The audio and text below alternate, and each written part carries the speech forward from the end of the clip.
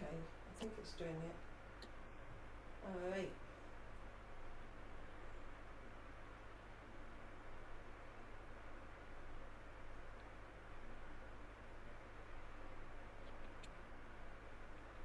Okie doke. We did it.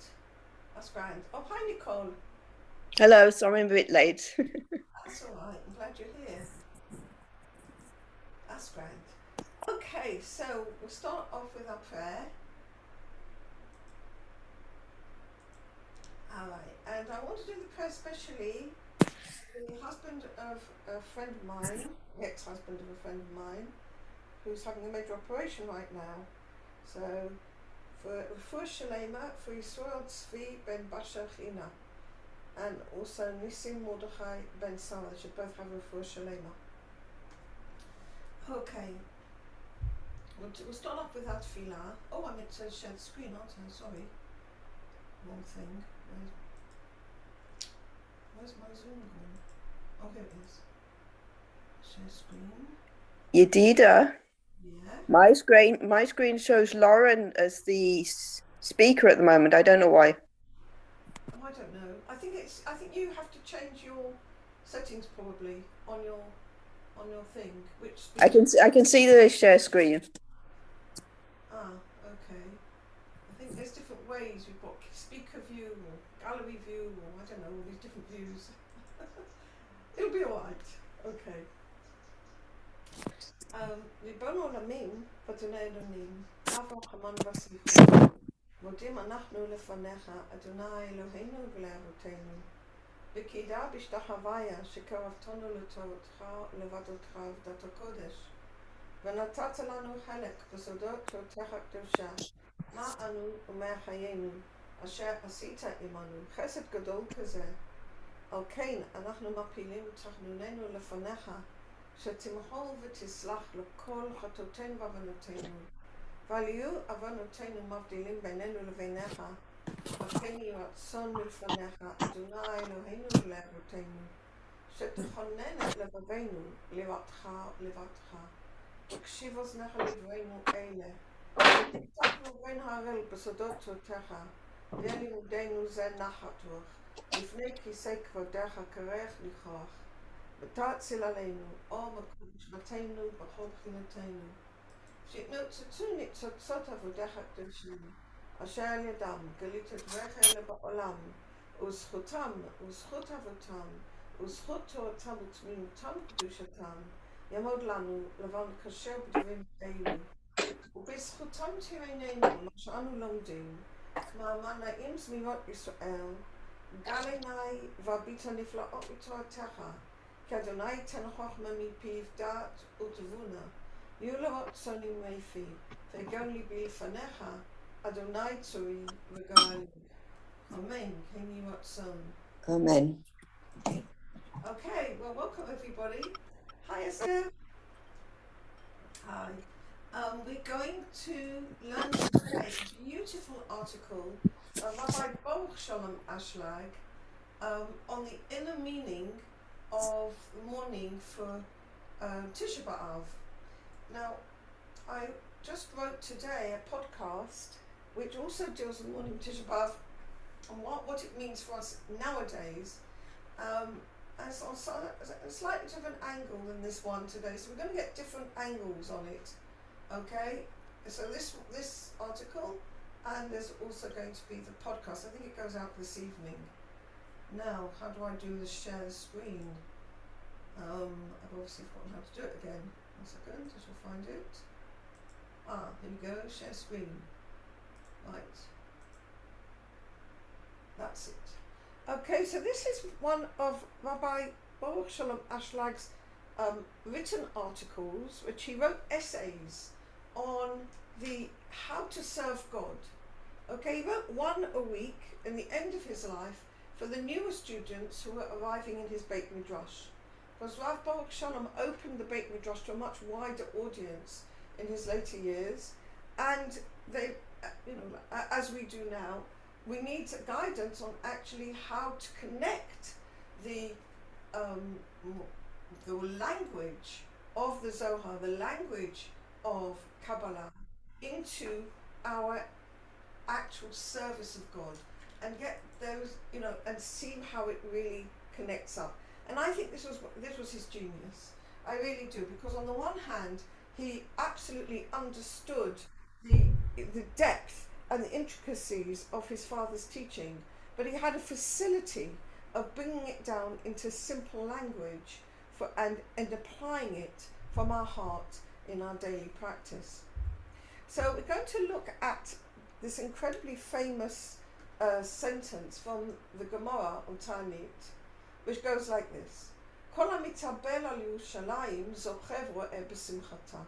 whoever mourns for Jerusalem merits and sees her joy. So Rav Ashlag starts and he says, he says, if you just look at this literally, simply, this is not so easy to understand. For sure there must have been many, many, many tzaddikim who mourned for Jerusalem. And he said, and Jerusalem's not yet been built.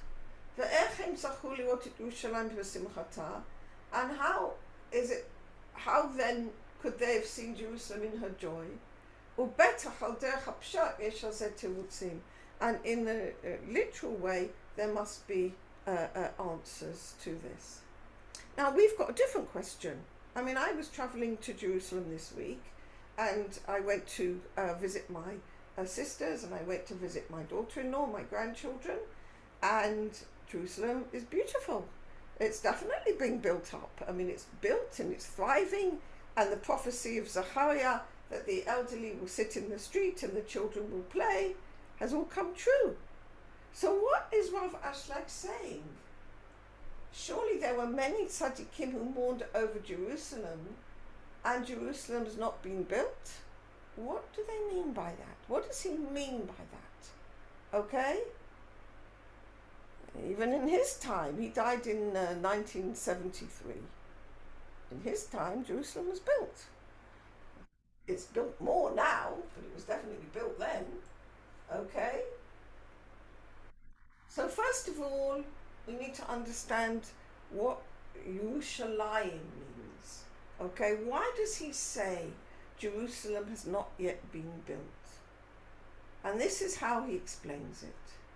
Yesh lefaresh ze derech ha'avodah. We need to explain this in our inner work. Yadua shemalchut nikret Yerushalayim. The malchut, the collective soul of everyone, is called the malchut. Okay? Another word for the malchut is the Shekhinah, the indwelling presence of God which dwells within each and every one of us, in our soul. That's the malchut. That's what we're talking about. When we say Jerusalem has not been built, physically it has been built. Alright? But we're talking about the inner Jerusalem. The inner, the Shekhinah. Lachen, Churban Yerushalayim, the destruction of Yerushalayim, Perushon Beit HaMikdash Nechrav. It means the temple which is being destroyed, not just the physical temple, our inner temple. That's what we need to be concerned over. Do we have the Shekhinah shining within us? And when we don't, we say, Shekhinta ba'afra. The Shekhinah is in the dust. Or Shekhinta ba'galuta. And the Shekhinah is in exile. When we look at ourselves, we need to ask ourselves a question. Do we put our divine soul on our list of priorities? Where does it come on our list of priorities? That's really the question. Is it on our agenda at all? All right? Or is our agenda, our daily, our daily agenda, is it just filled with all the things we need to do and all the things we want to do? Where does the connection with our divine soul really come? And we can look at that on the personal level. We can also look at it on the communal level. Okay, on the level of governments, where is God on the agenda? All right, and there's something to improve on that. All right, if God is in the bottom of the list, we can say the Shekhinah is in exile. Now, I'm not talking about whether somebody prays or doesn't pray in the morning.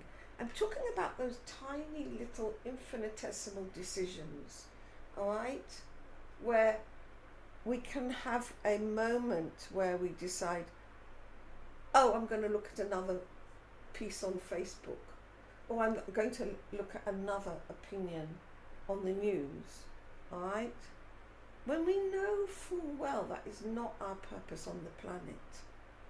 Okay, that's Shekhinah Begaluta. When we're not putting our connection with God on the top of the list. Kloma, that is to say, a person needs to take upon himself the yoke of the governance of heaven. It sounds a bit heavy, doesn't it? The yoke of the governance of heaven. You know, what does that really mean? It means we have to decide who's running our lives. Okay? Am I going to run my life according to the way the divine voice within me, the still small voice within me? Or am I going to run my life according to all the, other voices, which are coming from around us in all the media and all the different stuff? What the governance? Malchut is governance. Shamayim. Am I going to run my life according to what God would like me to do? So you can say, well, how do I know? First of all, we've got our inner voice, okay? If a person comes to get closer to God, become more pure, they help him. How do they help him? B'nishmata kadisha, with his holy soul. Okay, we need to listen to ourselves. Also, we've been given the recipe of Torah and Mitzvot by Moshe Rabbeinu. We've been given how to do it through Moshe Rabbeinu and through the sages who've passed it down through the ages. Okay, so a person needs to take upon himself the yoke of the kingdom of heaven through the tradition. Ulamin. So, despite all evidence to the contrary, he needs to believe that the Holy Blessed One conducts the world, including himself, with a divine providence that God is good and he does good. All right? That's not so easy. Okay? Why? Because that is hidden from a person. When we look at the news, when we see what's happening in the world, it's very hard to see that God is good and does good. It's not easy at all.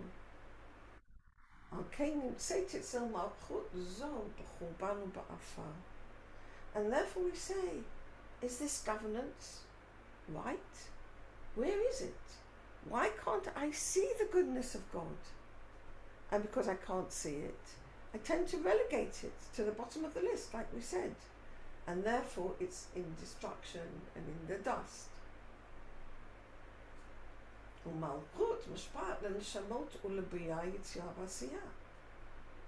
But it's the Malchut, the Shekhinah, which needs to give to the souls and to the created worlds. For all the goodness that comes from above to the created beings comes through the Malchut. The Malchut is the channel. So the way we use the word Malchut is the Shekhinah, but it's outside and inside. It's both. Okay? It's the channel. If we connect with that inner channel within us, with that inner essence of the Jerusalem within us, the Yerushalayim within us, okay, we will be in affinity of form with the Malchut, of the governance of God, which can bring us all the good. However, when the Malchut is hidden from us. נמצא לפי זה שהמלכות אינה מכובדת אצל הנבראים.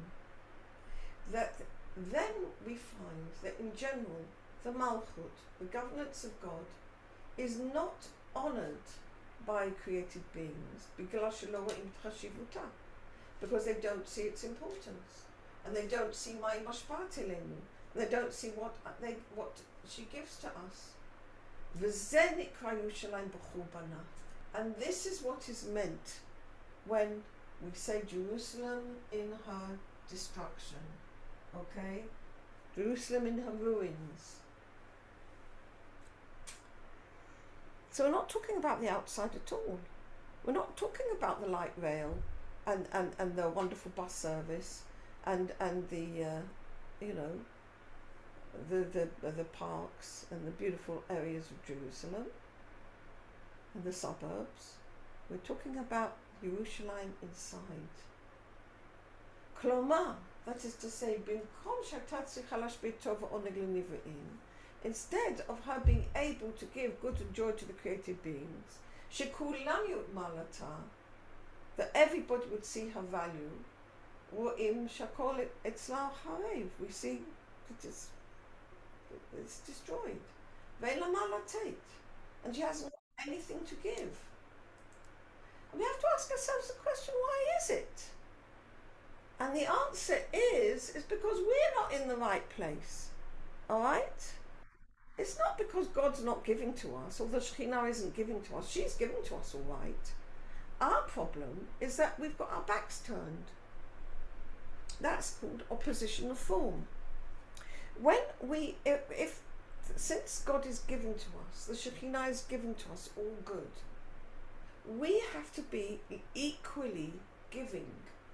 Alright? Equally giving, because that brings us into the same stance and the same line. Okay? Just as she's giving, we need to be giving. And giving means giving unconditionally. Giving because we want to give. Giving because we're happy to give.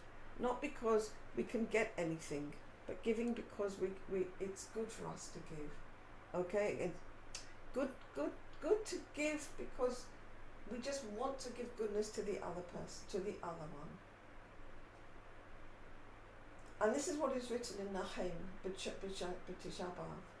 V't'avlei Yerushalayim, and the mourners of Jerusalem, v'ta'ir avela, and the city which is mourning, v'hareva v'bzuya v'shomama, which is destroyed and which is despised and which is desolate. When we can't see God and we're not relating to God on our daily lives, okay, and He's at the bottom of our agenda, okay, this is Yerushalayim, this is the Yerushalayim we need to mourn for. Okay. Now, why is it that that even when we understand this with our minds, all right, it's not so easy? Why is it that we don't simply say, okay, from now on, I will relate to the voice of God within me, and I will do what the voice of God within me says. I will do Torah and mitzvot for the sake of giving, and we'll raise up the Shekhinah. What's wrong with that? Okay, after all, these are not new ideas. You can hear them by Rabbi Gottlieb, you can read them in the books. These are not new ideas. There's nothing new being said here. Why don't we just do it? And the answer is that when we try to take on the yoke of the kingdom of heaven, the governance of God, the ego opposes it. The ego says, what am I going to get for this? All right? I want to get. I don't want to give. That's the ego. All right? That's the Romans within us. All right? Because everything that happened on the outside is actually happening on the inside. So the Romans came, the Babylonians came and destroyed the temple. All right? So we have those within us. We have their representatives within us too, which are the representatives of the Yetzer Hara. And when we say we want to uphold Kedusha, we want to uphold holiness, we want to uphold Yerushalayim, Jerusalem within us, those Romans within us say, wait a minute, what we're going to get. All right? Nevertheless, in my Damit Gabir, if a person nevertheless overcomes even his opposition within himself, and takes upon himself the yoke of the kingdom of heaven,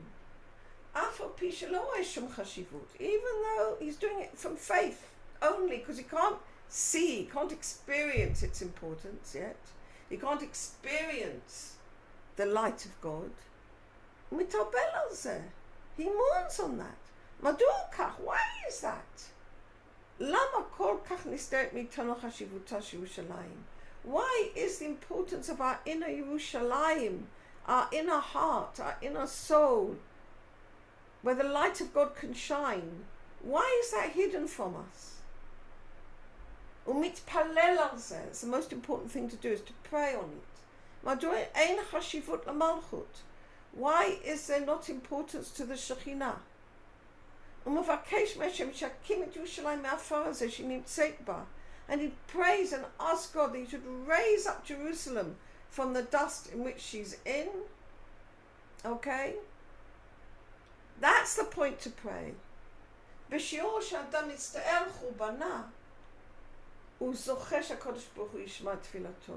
the measure that he's really sorry about the destruction of our inner Jerusalem and our inability to connect with God, he merits that God will hear his prayer. The more we feel sorry, the more God will be able to hear our prayer, because it's a genuine prayer. And that's the person who will be able to see her in her joy. Because when we really can feel the depth of our sorrow, or of our separation from Jerusalem, from the inner Jerusalem, that's the vessel with which we will be able to receive the light. And then, when the vessel is ready, the light comes in. And then he sees with his own eyes that God does give him the good and the joy.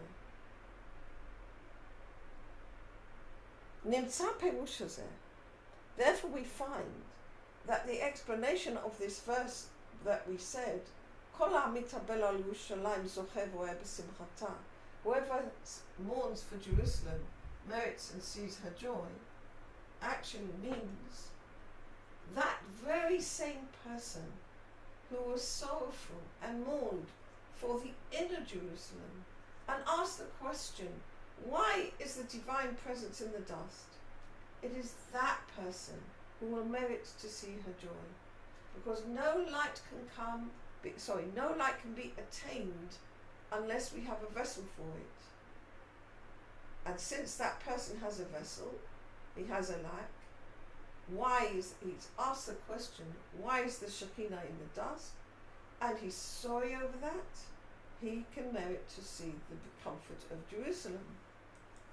However, as we're going to learn, he has a duty not only to be sorry on his own account, but to be sorry for the community. And with that comes, Rabbi Ashlag relates to that in a minute. He looks here at a phrase from the Haftorah, which we're going to read on Shabbos. It's the famous Haftorah Chazon Yishayahu, and that's why it's called Shabbat Chazon. So we need to explain from this perspective, this inner perspective, what is written in Isaiah, in this Haftorah that we're going to read. Yada shor kanehu v'chamor avus ba'alav. The ox knows his maker, and the ass his master's manger. Yisrael lo yada, ami lo itbonen. Israel doesn't know. My people have not considered. So, Rav Ashlag says, okay, let's have a consideration. Let's have a look. What's the difference between the ox and the ass in our inner work? what's the difference between Israel and my people in our inner work? My father and teacher of blessed memory, that would be Rabbi Baruch Shalom Ashlag, said it like this. The difference between an ox and an ass is both relate to our wills to receive, but at different levels. The ox is the aspect of the mind, okay? Here, Yada Shokonehu, the ox knows his master, okay? What is the ox? The ox is the aspect of ourselves who wants to know everything, who wants to have it all lined up, down pat, so we can control it, so we can control our lives, okay? We want it all signed and sealed. We don't want to go the way of faith. Alright, so that's the ox, and that's the aspect of the mind. And the tikkun of that is to use our faith, to go in faith above knowledge. Why is faith called the paradigm above knowledge? Because it means we have to give faith, whereas knowledge is received, and giving is closer to God than is receiving. So we transform our desire to receive, okay, to desire to know, to receive knowledge, the desire to know everything, we transform our desire for control, and instead we go in the way of faith. That would be Malchut Shamayim, okay? That would be going according to the old Malchut Shamayim. Our natural tendency is to want to use our faculty of knowledge. But Rav Ashlag says, no, the tikkun of that is to go with the way of faith. Okay, that would be all Malchut Shamayim, would be to use our faith.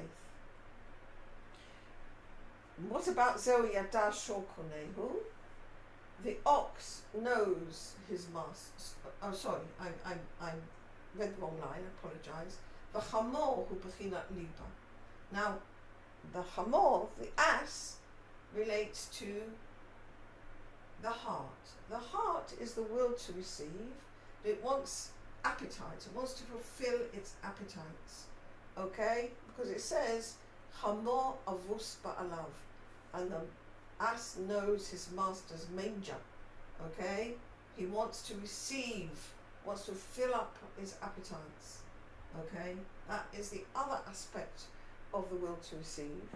And the tikkun of that, to receive upon ourselves the yoke of the kingdom of heaven, would be to be a giver instead of a receiver.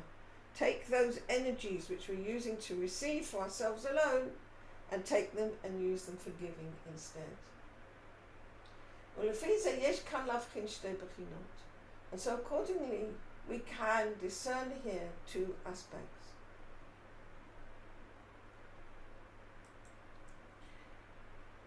Aleph, אלה שעובדים וקיימים תורה מצוות בשביל שכר, נמצא עיקר שאלתם, כמה שכר אקבל? מה יהיה השכר? האם כדאי לתת עבור שכר זה להגיע בתורה מצוות?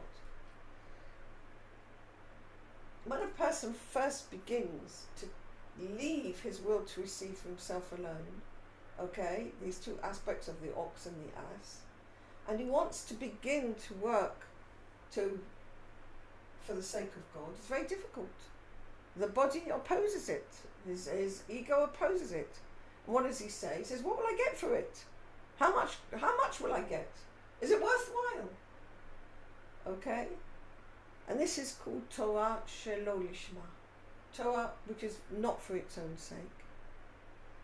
Now, however, if he understands that this is just an intermediary stage which can lead to Torah Lishma, Torah for its own sake, then it's okay. Alright? So long as he understands it's an intermediary stage and doesn't get stuck there. Then it's kind of like a helping stage. It's like a stepping stone. Alright? As the sages said, L'olam ya'asok adam b'torah shelo lishma, ki me'lo lishma yavo lishma. A person should always occupy himself with the Torah mitzvot, even if it's not for its own sake. Because from not for its own sake, he'll come to his own sake. But that depends on him placing his attention on it. If he doesn't pay attention to it, to his reasons, then what can I tell you? He'll get stuck there. Or he'll go back to receiving for himself alone. However, there's the other group of people who actually want to serve for the sake of giving. Now, there can be either people who are in the Torah Shelo Lishma and haven't quite got there, haven't reached Torah Lishma yet, but they definitely want to get there. Or there are people who actually already got there. Okay? And they want to serve for the sake of giving. Mitam Mash Katuv B'Zohar Kadosh, because the Holy Zohar says, begin to ihu rav v'shalit, that they want to serve God not because of what God gives them, not because of they're afraid of not doing it. For example, they want to make sure that their children will be okay, or they want to make sure that they get a good place in heaven, alright, or that they don't suffer in this world. Those are all reasons which are ultimately for ourselves alone, okay? A person who really wants to serve God for the sake of giving does so begin to ihu rav v'shalit, simply because God is great in loving kindness and the governor of all. זאת אומרת, שעובדים רק מטעם גלות השם. They're serving God only because God is great. Now, when God is hidden from us, as happens when Jerusalem is in the dust, we have to believe that God is great because we can't see it. But we can certainly look at all the wonders around us. We can look at the nature, okay? We can look at the wonders of all the things that we use in the house. The more we are grateful and say thank you, even for the little things, especially for the little things, the more we'll begin to appreciate the greatness of God, and the more to permeate our being. And then we will understand שיש לנו זכייה גדולה, that we have a great merit to serve a great king. Okay? Now, the more we can actually concentrate on the greatness of God, the easier it is to serve him. נמצא, אלו שעובדים באמנת משפיע, כבר צריכים לדעת את מי הם עובדים. We find that those, therefore, who are serving for the sake of giving, therefore need to know who they're serving. Alright? In other words, to have faith. אם הוא באמת מלך גדול וחשוב שכדאי לעבוד בשבילו. אולם, בזמן שמתחילים לעבוד באמנת משפיע, however, like we said earlier, when we're beginning to serve for the sake of giving, וכל הסיבה שיש כוח לעבודה היא מטעם החשיבות הבורא, and the only reason that we have that gives us any motivation to do the work, because it means we've got to oppose our wills to receive for ourselves alone, and that's very difficult. So the only thing we can do it is from the importance of the Creator.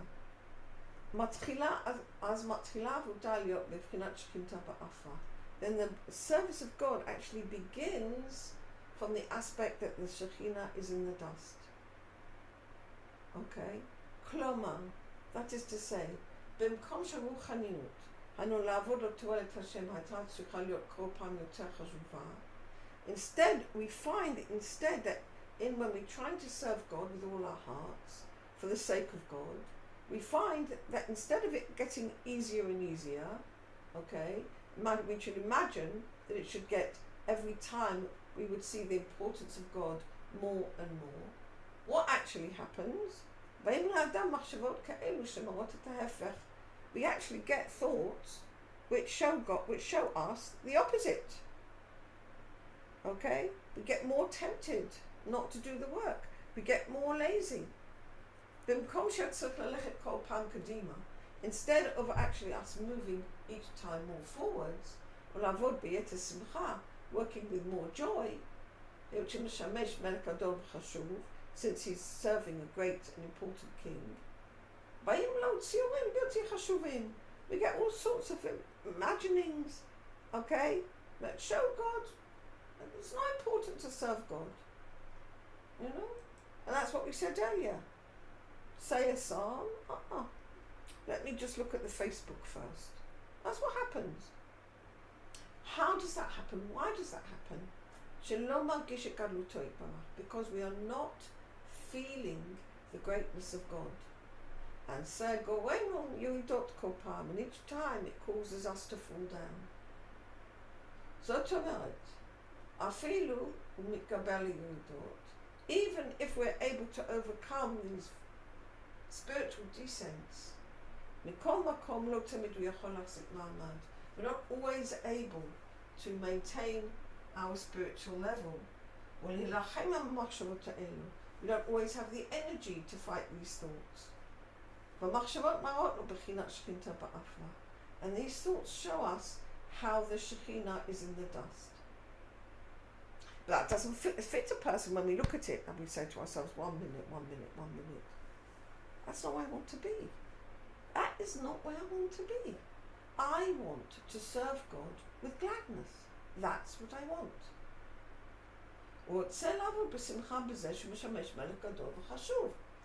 Because he knows, he wants to serve God with gladness, he wants to know that he's serving a great and important king. Because that will bring him joy.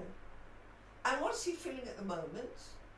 He's feeling he's feeling rejected. He's feeling as if God's pushing him away from serving him.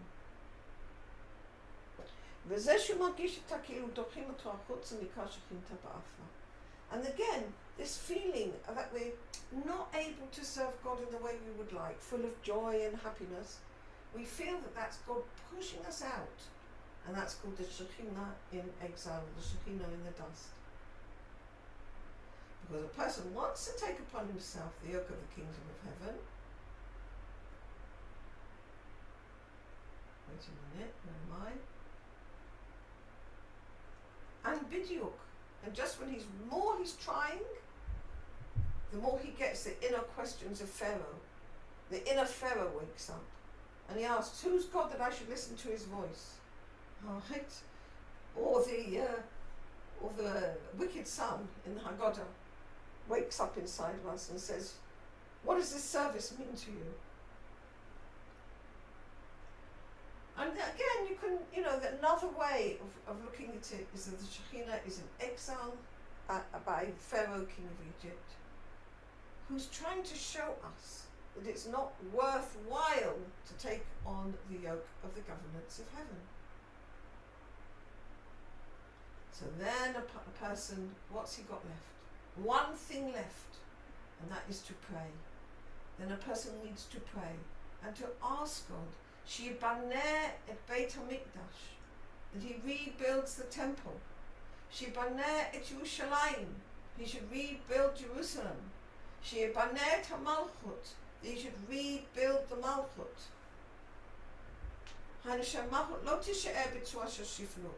We don't want our inner Jerusalem, our inner Beit HaMikdash, to be left in a form of lowliness. Because from this lowliness a person cannot receive joy. When he sees that we're not giving the divineness of who we really are, the God within us, and the God within our fellow human being, we're not giving that importance. I mean, we've got all these politicians talking day in, day out. They never stop talking. They never stop talking. They're meant to be representing us on some level. But I never hear any of them talking about God. So why is that? Why is it that the leaders, so-called leaders, are not talking about God? Because we are not talking about God. Because we're not relating to the God within. It has to start with us. Okay?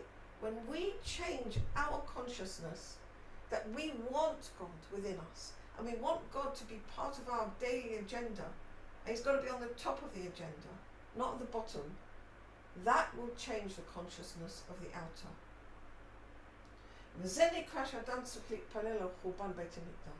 And this is the real meaning, that we need to pray on the destruction of the temple and pray for its rebuilding. Klomar, and to say, that is to say, מדוע כל העולם לא יכולים לראות את קבלת מלכות שמיים כדבר טוב? We want to ask God, why can't all the world see that taking on the governance of heaven is a good thing? That to serve God in a proper way for the sake of giving is actually an honourable thing to do.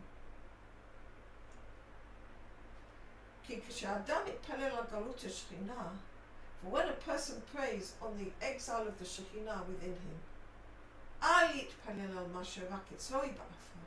person should not pray that only by him it's in the dust, but a person needs to pray, why is it in the dust by everybody in the world? Why is it in the dust by all the world? Why is it in general, in the general community, do not consider spirituality and closeness with God as important? And then he can widen his prayer and pray for all the world. And this is what we pray, B'nai Yerushalayim HaKodesh B'mhera B'yameinu. We build Jerusalem, the city of holiness, speedily in our days. It's the inner Jerusalem. It will be best for all the world like that. And that's what we say in the Tefillah of Rosh Hashanah. Meloch al kol olam kulo b'chvodecha. Reign over all the world in your glory. It's the inner reigning that we need.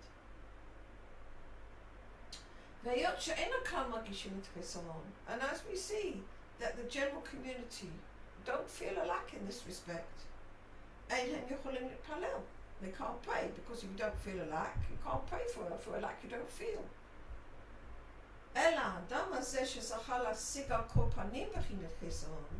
But a person who merited to attain at least the lack, okay, he understands we're in a lack. Alright? He understands that we're still in exile. He understands how far away we are. He's the right person to ask for redemption. He, she, I mean both, okay?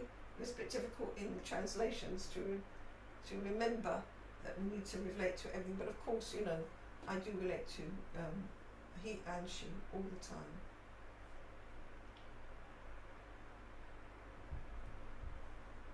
Whereas somebody who doesn't feel that there's an exile, he can't ask to get out of exile because he doesn't notice he's in exile.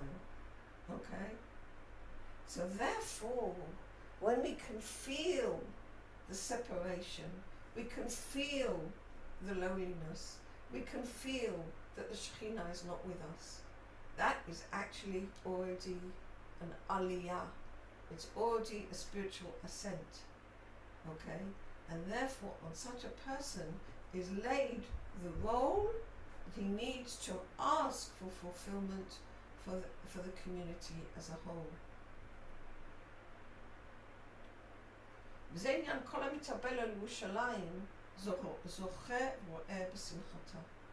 And this is what the issue is, that whoever mourns on Jerusalem merits to see her joy. That is to say, by the fact that he feels the exile of the Shekhinah and mourns for it, he actually is creating the vessels. That he now has vessels which are fit for redemption. For no light can come unless there is a vessel. Okay, so we need to create the vessel. We need to pay attention to the lack, so that creates the vessel. What's a vessel? A vessel in Zohar, a vessel is the letters. Okay, it's like if you have a Sefer Torah. Okay, what are the vessels to receive the light? The black letters on the page, the black letters on the cloth, on the parchment. It's actually the absence of the light. Okay, the blackness is the absence of the light. It's the absences of the light which provide the letters, the vessels, which help us see the light. That is to say, he mourns over the fact that he feels how the Shekhinah is in exile, that we don't see God's greatness, we don't see or understand where our goodness comes from, and we don't understand how we need to act within ourselves, that we need to take upon ourselves the yoke of the kingdom of heaven, because God is great in loving kindness.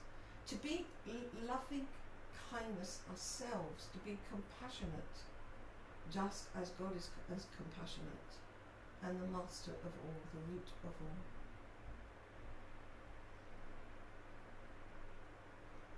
I was listening to Rabbi Gottlieb today, and he explained the idea of sinat chinam. You know that the Second Temple was destroyed because of causeless hatred. So Rabbi Gottlieb asked, when he said, you know what causeless hatred is? Causeless hatred is when you hate somebody for no cause. That's the general understanding of causeless hatred. But even if there is a cause, it's okay to hate him? Of course not. Okay? Notice not at you mustn't hate your fellow in your heart. So, what is sinat chinam? The Zohar teaches, Kmo shani b'chinam, af ata b'chinam. Just as I give to you unconditionally, so you need to give also unconditionally. But our wills to receive for ourselves alone opposes this with all its vigour, and it therefore gets thoughts and ideas which push him outside of holiness. And only by really forcing himself is he able to maintain his stance that he wants to stay in holiness. And all times, and each time, he wants to believe that the hashgacha of God, every time he wants to believe that God's divine providence really is good and does good, comes all sorts of thoughts and all sorts of evidence that seem to show him the opposite. And this is called lashon hara al Hashem, slander against God. Okay, so when we get thoughts which show us how the conduct of the world doesn't look good, that is called lashon hara al Hashem. When we feel sad, that's lashon hara al Hashem, because what we're really saying is that the way God runs the world isn't good. And it hurts him. Why should he need lashon hara? Why does he want to hear lashon hara? And he believes that this is only because umot ha'olam shotot al kedusha. It's because the umot ha'olam, the will to receive ourselves alone, which are within us, are taking precedence over the point of holiness in our heart. And this is what caused the concealment of the light. שמי שרוצה להיכנס לעבוד עבודת הקודש, אז הסטרה אחרא מסתירה את חשיבות של הקדושה. Because whoever wants to come and serve God, the Kodesh, for the sake of giving in holiness, then the other side, the will to receive ourselves alone, hides the importance of holiness. נמצא שדווקא האדם המתאבל זקוק לרחמי שמיים. So therefore, a person who's mourning because he cannot find that point of Jerusalem in his heart, it's not shining for him, he needs the mercy of heaven. He prays to God that he will be able to overcome the wills to receive for himself which is in him, the Romans and the Babylonians who want to destroy the Jerusalem within. And he mourns and cries that God should help him. But of course his prayer needs to be on behalf of everyone. Otherwise, this is considered as if he's only praying for himself, that only he should get out of exile.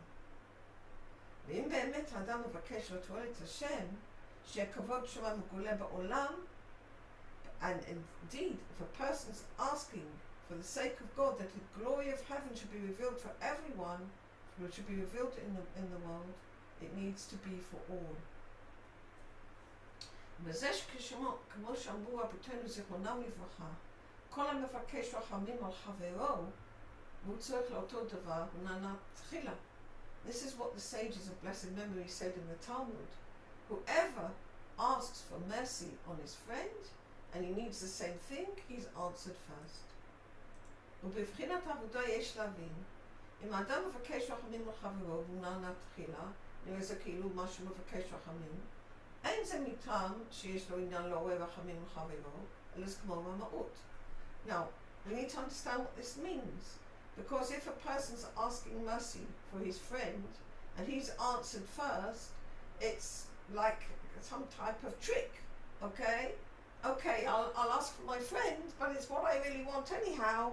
So if by asking for my friend, then for sure I'll get answered first, like a kind of trick, all right?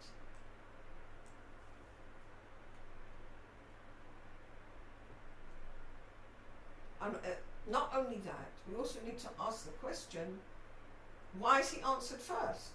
Can't God give everybody their answers all in one go? I mean, in parallel? Why does one person have to be answered before another person? So what does this mean?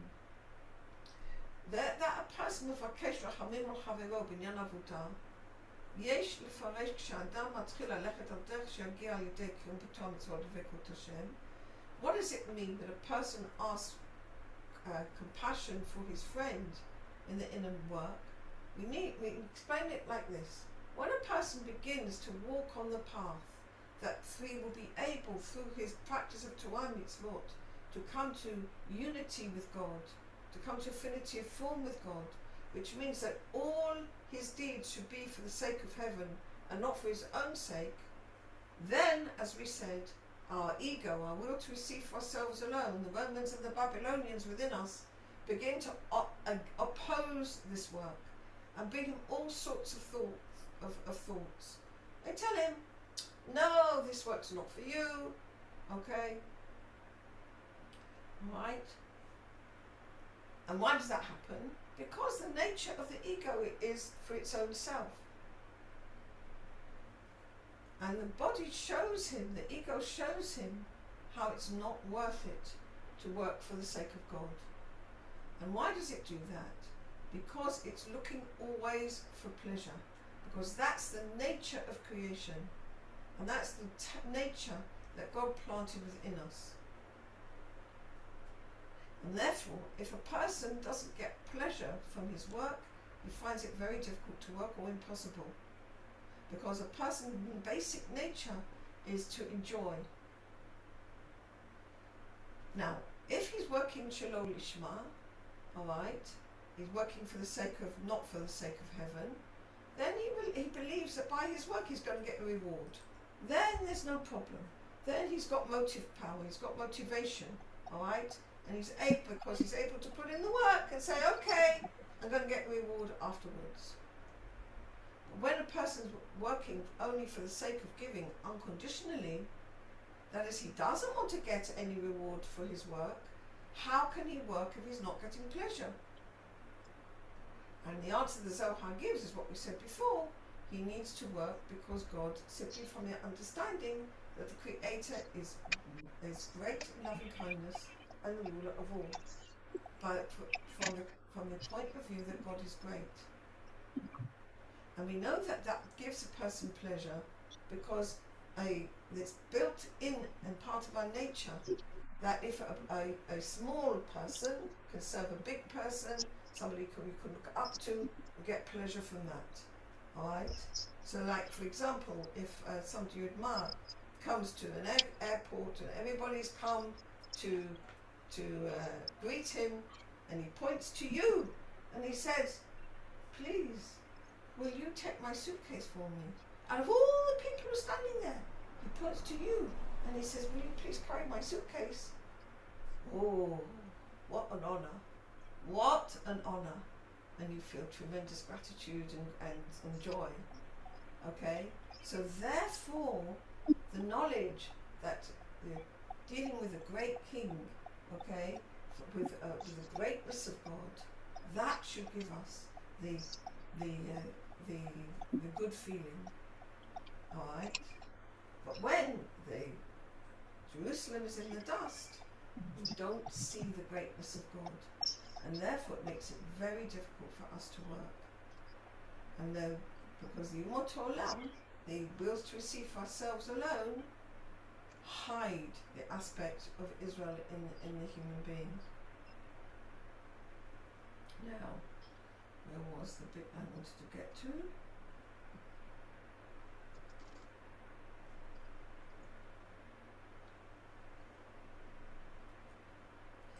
Right.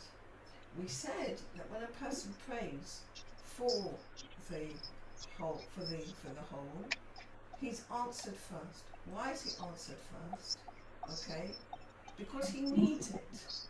Okay, first because he is looking to be able to serve God with joy. All right, from the aspect of the greatness of God, whereas other people may not actually have that desire yet. So therefore, he needs first. When he asks for even for other people, he's answered first because he's created the vessels for it. All right. So therefore, you need to ask for all the generation together. And even though he himself needs the same thing, he's answered first simply because he's created within himself the need. All right. And therefore, he's answered first. And this is what it's on him who said, Kol ha'mitabel al Yerushalayim, zocheh ro'eh b'simchata. Whoever mourns for Jerusalem merits to see her joy. Why? Well, he needs to pray for everyone, but he's answered because he's created the vessels. Now, is there any other point that we wanted to bring up? That was basically the main thing that I wanted to bring here, okay? And I think we're going to stop here and just a second, stop sharing. Alright, so that was the idea, alright, that Rabbi Ashlag wants to bring to us. So when we sit on the floor on Sunday, okay, our focus should not be on history or on archaeology or on what happened 2,000 years ago. Our focus needs to be on the present. Where are we in our relationship with God in the present?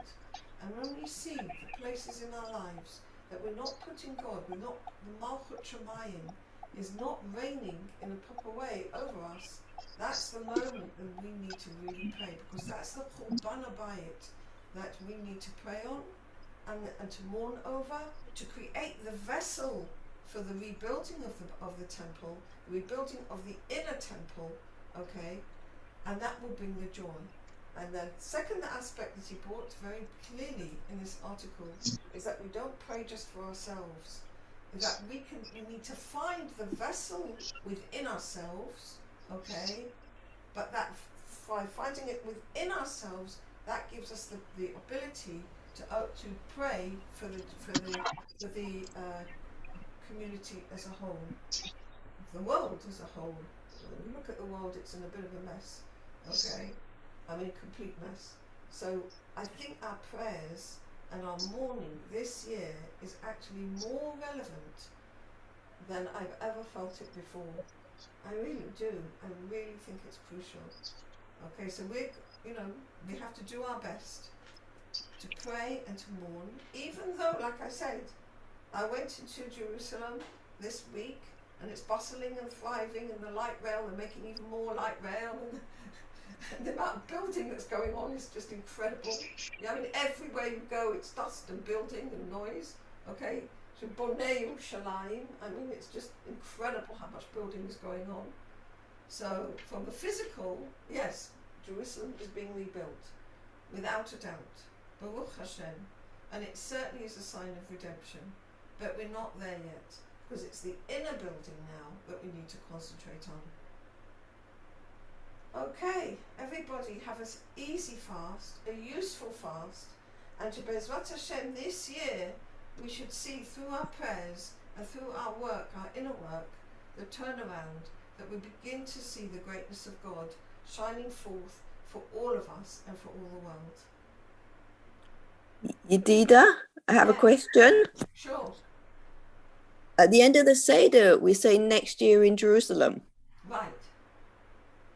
So can we, in relation to this, I don't know. That's right. Next year in Jerusalem.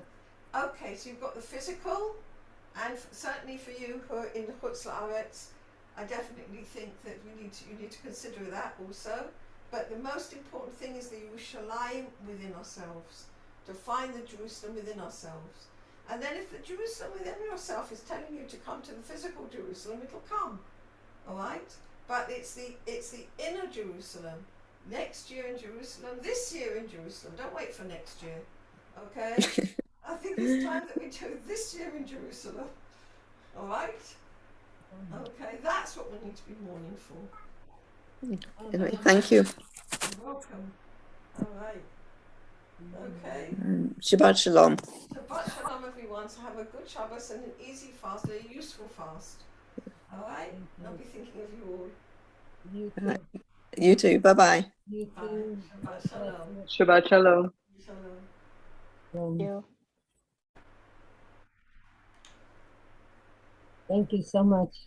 You're welcome. I did a podcast as well on this, slightly different angle. So it should come through if you're on my list. It'll come through in your emails. Okay. All right. Very good. Thank Okay. you. Take care. Take care. Bye-bye. Good Shabbos.